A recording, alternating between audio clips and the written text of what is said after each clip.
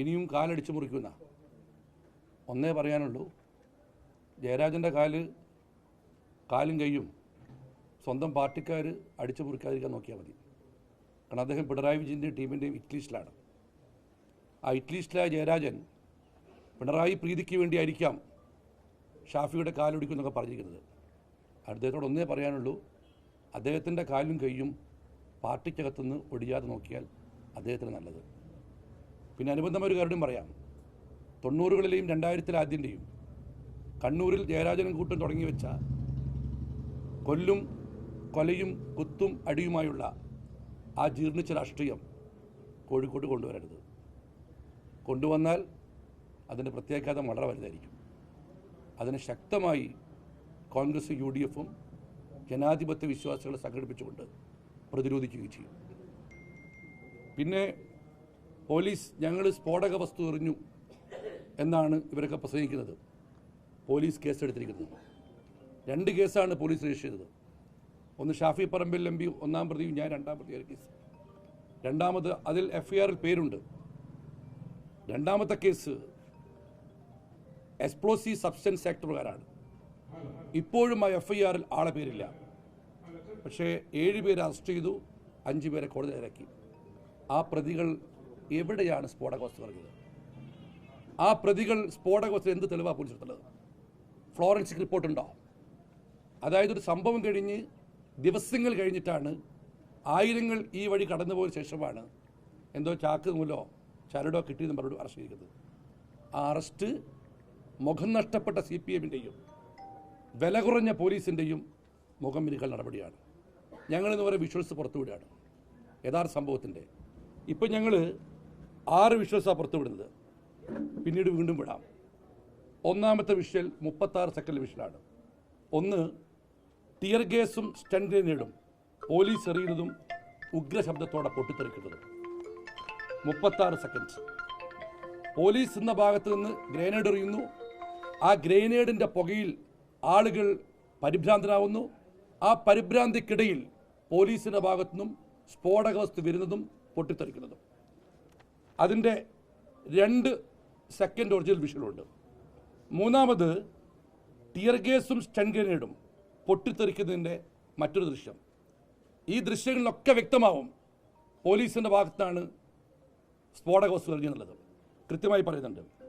പിന്നീട് ഒരു DYSP ഹരിപ്രസാദ്, അദ്ദേഹം ഒരു കൈയിൽ ലാത്തിയും ഒരു കൈയിൽ ടിയർ ഗ്യാസുമാണ്, അതും പിടിച്ചെടുത്ത ദൃശ്യമുണ്ട്. ഒരു കൈയിൽ ടിയർ ഗ്യാസും ഗ്രാനേഡും മറുകൈയിൽ ലാത്തിയുമായി നിൽക്കുന്ന DYSP ഹരിപ്രസാദിൻ്റെ പടം ഇതിനകത്തുണ്ട്. പിന്നെ ടിയർ ഗ്യാസിൻ്റെ പിൻവലിക്കുമ്പോൾ MP ഉണ്ട് അപ്പുറത്ത്, എറിയരുത് മറ്റൊരു പോലീസ് ഉദ്യോഗസ്ഥൻ പറയുന്നുണ്ട്. ഇത്രയും ദൃശ്യങ്ങളെ പുറത്തുവിടുന്നത്.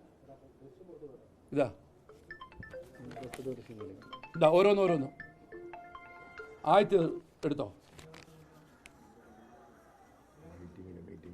ആദ്യത്തെ ദൃശ്യത്തിൽ കാണാം പോലീസിന്റെ ഗ്രനേഡ് എറിഞ്ഞ പോലീസ് നിൽക്കുന്ന ഭാഗത്തുനിന്നും സ്ഫോടക വസ്തു വരുന്നതും പൊട്ടിത്തെറിക്കുന്നതും.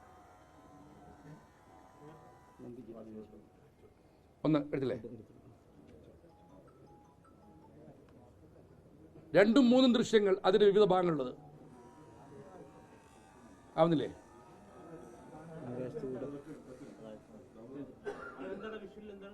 വിഷനില് പോലീസ് നിൽക്കുന്ന ഭാഗത്ത് ഗ്രനേഡിൽ സ്ഫോടനത്തിന് ശേഷം ജനങ്ങളാകെ ബുദ്ധിമുട്ടുന്നതും പ്രവർത്തകർ ബുദ്ധിമുട്ടുന്നതും അതേ ഭാഗത്ത് നിന്ന് സ്ഫോടക വസ്തു വരുന്നതും ആ നിലത്ത് പതിക്കുന്നതും പൊട്ടിത്തെറിക്കുന്നതും.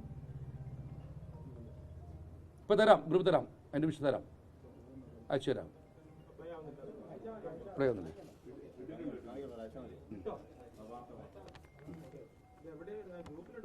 ഇത് ഇപ്പിടാം. ശ്രീകേഷ് ഒന്ന് ഗ്രൂപ്പിട്ടിടും.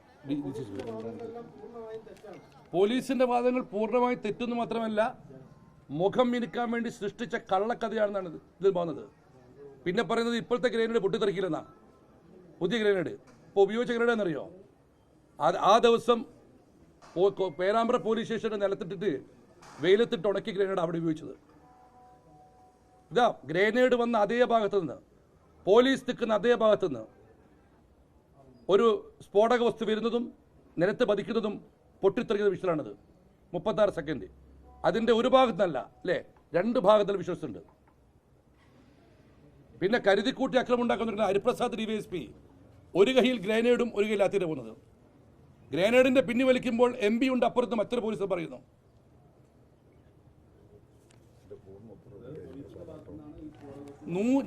ഞാൻ കഴിഞ്ഞ 3 ദിവസങ്ങളെ പറയുന്നുണ്ടല്ലോ, ഒരു ഇന്നലല്ലോ അതിന്റെ വിശ്വാസം പുറത്തുവിടുന്നത്. കഴിഞ്ഞ 3 ദിവസമായി മാധ്യമങ്ങൾ ഞാൻ പറയുന്നുണ്ട്, സ്ഫോടക വസ്തു എറിഞ്ഞതും സ്ഫോടക വസ്തു സൃഷ്ടിച്ചതും സ്ഫോടനമുണ്ടാക്കിയതും ഇരകളെ വേട്ടയാടിയതും ഒക്കെ പോലീസാണ്. 2 ദിവസം പരിപാടി ശേഷം 2 ദിവസത്തെ കനത്ത മഴയാ. അതിനുശേഷമാണ് ഇവിടെ ഫോറൻസിക്കാർ വരുന്നത്. മാത്രമല്ല, ഞായറാഴ്ചയാണ് സ്ഫോടക വസ്തു എറിഞ്ഞു വന്ന് പറഞ്ഞിട്ടുണ്ട്. ഞാൻ നേരത്തെ പറഞ്ഞു, ഞങ്ങൾ ഇത്തവണ ഞങ്ങളുടെ തർക്കം പോലീസുമായിട്ടാ. അവിടെ CPM എന്താ കാര്യം? പോലീസിനെതിരെ ഞങ്ങൾ വിമർശിച്ചതിന് KC വേണുഗോപാലിനെയും ഷാഫി പറമ്പിലിനെയും എന്തിനാ ജയരാജൻ ഭീഷണിപ്പെടുത്തിയത്, TP രാമകൃഷ്ണൻ ഭീഷണിപ്പെടുത്തിയത്?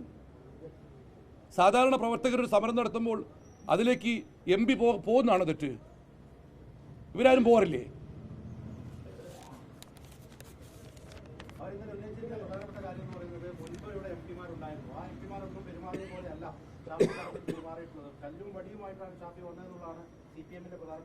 മുമ്പുണ്ടായിരുന്ന MP സീനിയർ നേതാക്കളാണ്.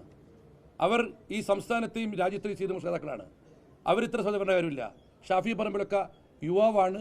ആ യൂത്ത് കോൺഗ്രസ് പ്രസിഡന്റ് ഇപ്പം കഴിഞ്ഞിട്ടുള്ളൂ. അദ്ദേഹം വന്നു.